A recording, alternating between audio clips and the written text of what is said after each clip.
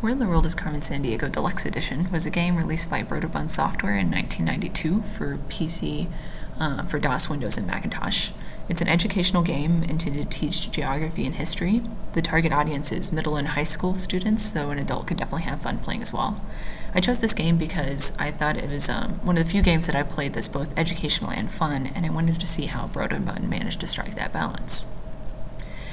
As for the mechanics of the game, so you're a detective agent for Acme Detective Agency, and throughout the game you'll solve a series of cases. In each case, a vile henchman has stolen some priceless artifact and you need to track them down and arrest them.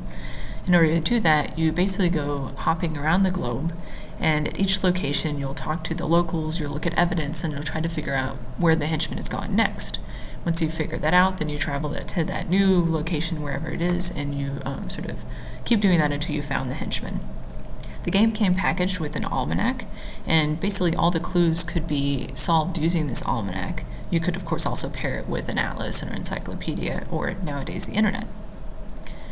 I think the game is definitely very educational. Some of the learning objectives of the game, the primary one is a better knowledge of geography.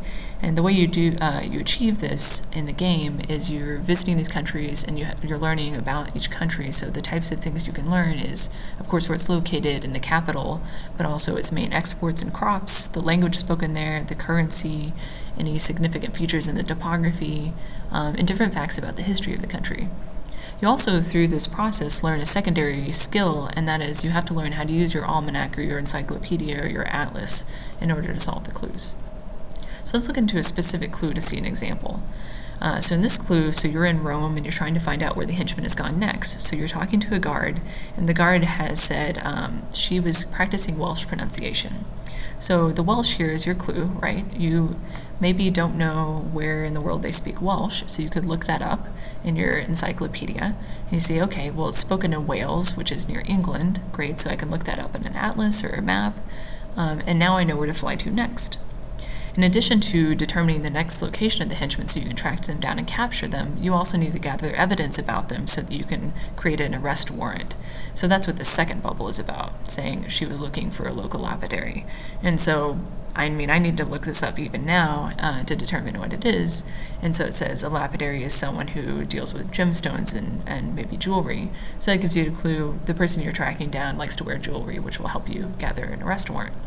So even in the single clue, you've learned about where Wales is, what language they speak, what a lapidary is.